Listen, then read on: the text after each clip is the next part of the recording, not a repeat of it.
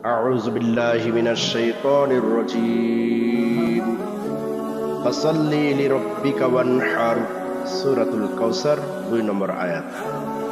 وقال الله تعالى في موضع آخر لن ينال الله لحومها ولا دماؤها ولكن يناله التقوى منكم سورة الحج 37 نمبر آيات. عن ابن عباس رضي الله تعالى عنهما قال رسول الله صلى الله عليه وسلم ما من أيام العمل الصالح فيها أحب إلى الله من هذه الأيام يعني أيام العشر. قالوا يا رسول الله ولا الجهاد في سبيل الله؟ قال ولا الجهاد في سبيل الله إلا رجل خرج بنفسه وماله فلم يرجع من ذلك بشيء رواه البخاري والترمذي. বুখারী শরীফের 969 নম্বর হাদিস, তিরমিজির 757 নম্বর হাদিস। মহান আল্লাহ রাব্বুল আলামিন মানব জাতিকে যখন সৃষ্টি করলেন এবং বাবা আদম আলাইহিস সালামকে সৃষ্টি করার পরে মহান আল্লাহ রাব্বুল আলামিন বাবা আদমকে জান্নাতে জায়গা দিয়ে দিলেন। পাশাপাশি ইবলিসকেও আল্লাহ রাব্বুল আলামিন প্রথম পর্যায়ে জান্নাতে জায়গা দিয়েছিলেন।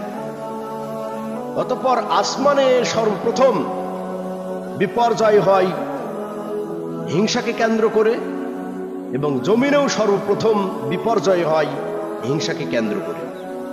এক কথায় বলা যেতে পারে আসমানে এবং জমিনে সর্বপ্রথম বিপর্যয় সংঘাত হয়েছিল হিংসাকে কেন্দ্র করে।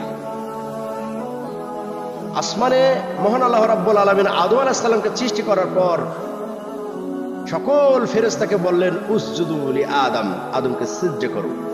সবাই আদমকে নতজানু করলো, সবাই আদমকে সিজদা করলো, কিন্তু আবা ওয়াস্তাকবার, ইবলিস সে কিন্তু অস্বীকার করলো। আল্লাহ রাব্বুল আলামিন তাকে জিজ্ঞেস করলেন কি কারণে তুমি আদমকে সিজদা করলে না? ইবলিস বলেছিল যে আমি আগুনের তৈরি। মূলত আল্লাহ রাব্বুল আলামিন রাগান্বিত হয়ে ইবলিসকে আল্লাহ সেখান থেকে বিতাড়িত করে দিলেন এবং এট ফার্স্ট জমিনে সর্বপ্রথম বিপর্যয় হয় হাবিল এবং কাবিলকে কেন্দ্র করে। মূলত দুই ভাইয়ের যে কোনো একটা বিষয় নিয়ে মনোমালিন্য তৈরি হয়, ফলে আল্লাহ রাব্বুল আলামিন আদেশ করলেন যে কুরবানি করো। দুই ভাইকেই মূলত বললেন যে কুরবানি করো। কাবিল এবং হাবিল দুই ভাই কুরবানি করলেন। আল্লাহ রাব্বুল আলামিন হাবিলের কুরবানি কবুল করলেন। আল্লাহ বললেন যে আল্লাহ নিশ্চয়ই আল্লাহ মুত্তাকির কুরবানি কবুল করেন। মূলত এই কুরবানিটা একটা পরীক্ষা, আত্মত্যাগের একটা পরীক্ষা। অতঃপর এখন যে পশু প্রাণী দ্বারা যে কুরবানিগুলো করি, এটা হযরত ইব্রাহিম আলাইহিস সালামের সুন্নাহ। আল্লাহ রাব্বুল আলামিন এই উদ্দেশ্যেই সূরাতুল কাউসার 2 নম্বর আয়াতে আল্লাহ রাব্বুল আলামিন কুরবানি সম্পর্কে আল্লাহ রাব্বুল আলামিন বলেন ফাসাল্লি লিরাব্বিকা ওয়ানহার, হে নবী আপনি আপনার প্রতিপালকের সন্তুষ্ট চিত্তে সালাত আদায় করুন এবং কুরবানি করুন। আল্লাহ রাব্বুল আলামিন সূরাতুল হজের 37 নম্বর আয়াতের মধ্যে বলেন আল্লাহ কুরবানির গোশত, মাংস, রক্ত এগুলোর দিকে ভ্রুক্ষেপ করেন না, দৃষ্টি দেন না। আল্লাহ রাব্বুল আলামিন দেন মানুষের অন্তরে তাকওয়া। তাহলে কুরবানিটা আল্লাহ রাব্বুল আলামিন তাকওয়াটাই দেখেন। কুরবানির উদ্দেশ্যে পশুর গলায় অস্ত্র চালিয়ে রক্ত প্রবাহিত করাই নয়, এটা মূলত নিজের অন্তরের কালিমাগুলো, অন্তরের পাপাচারগুলোকে কুরবানি করা। পশুর কুরবানি করার পূর্বেই নিজের অন্তরের যাবতীয় অশ্লীল কুকর্ম, হিংসা, বিদ্বেষ এগুলোকে কুরবানি করার নামই হলো কুরবান। এই সম্পর্কে হাদিসে এসেছে, হযরত আব্বাস রাদিয়াল্লাহু তাআলা আনহু থেকে বর্ণিত, রাসূলুল্লাহ সাল্লাল্লাহু আলাইহি ওয়াসাল্লাম বলেন মা মিন আইয়ামিন, এমন কোনো গুরুত্বপূর্ণ দিন নেই আল আমালুস সালেহ, অর্থাৎ এই জিলহজ মাসের 10 তারিখের মতো, 10 তারিখ 1 থেকে 10 তারিখের মতো শ্রেষ্ঠ আমল আল্লাহর কাছে আর কোনো কিছু নেই। সাহাবা ইকরাম এই প্রশ্নের কথা বললেন যে ক্বালু ইয়া রাসূলুল্লাহ ওয়ালাল জিহাদু ফি সাবিলিল্লাহ, হে আল্লাহর নবী আল্লাহর রাস্তায় সংগ্রাম করা, জিহাদ করাও কি কুরবানি থেকে উত্তম নয়?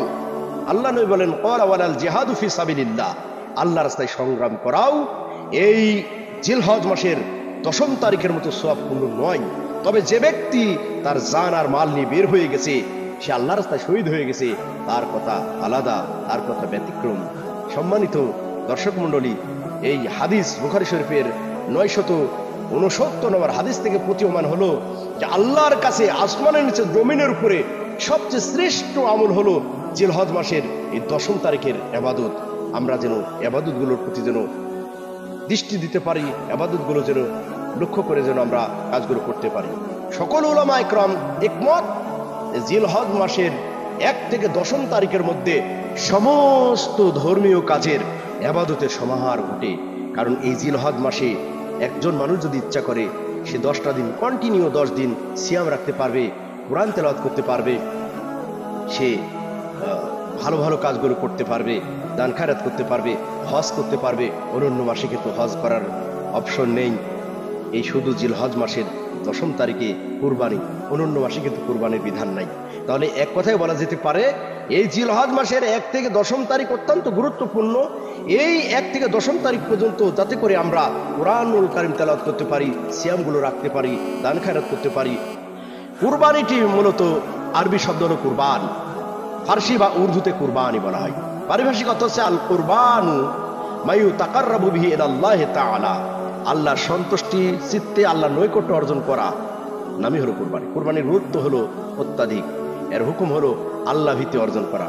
কুরবানির উদ্দেশ্য হলো আল্লাহ ভীতি অর্জন করা, আর হুকুম হলো কোন কোন মুহাদ্দিস ইকরাম বলছেন কুরবানিটা ওয়াজিব, কোন মুহাদ্দিস ইকরাম বলতেছেন এটা ফরজ, কোন মুহাদ্দিস ইকরাম বলছেন এটা সুন্নতে মুআক্কাদা।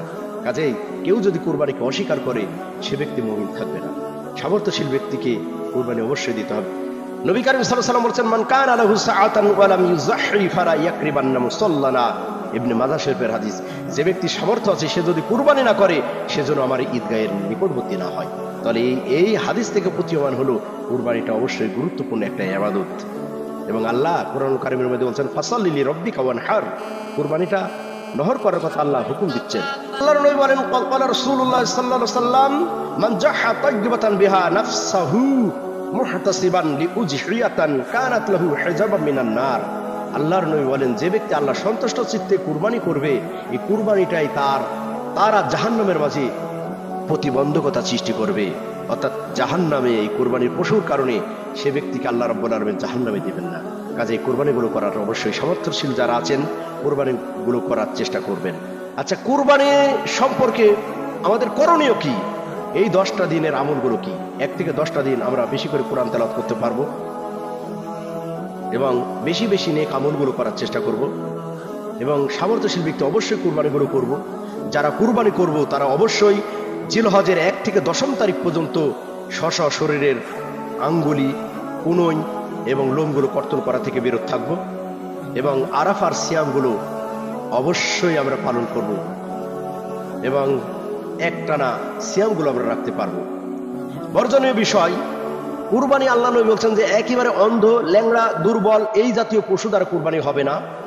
একই পশুতে কুরবানি এবং আকিকা হবে না। মৃত ব্যক্তির নামে কুরবানি হবে না। কুরবানির সময় অবশ্যই লোক দেখানো কাজগুলো পরিহার করতে হবে। বিশেষ করে অনেক ভাইগুলো আছেন যারা কুরবানির পশু দিয়ে সেলফি তোলেন, ছবি তোলেন, এগুলো করা যাবে না। লোক দেখানো কোনো কাজ করা যাবে না। আল্লাহ রাব্বুল আলামিন যেন এই কুরবানির গুরুত্বপূর্ণ আমল জিলহজের 1 থেকে 10 তারিখ পর্যন্ত ভালো ভালো কাজ যেন আমাদের করার তৌফিক দান করেন। আল্লাহুম্মা আমিন।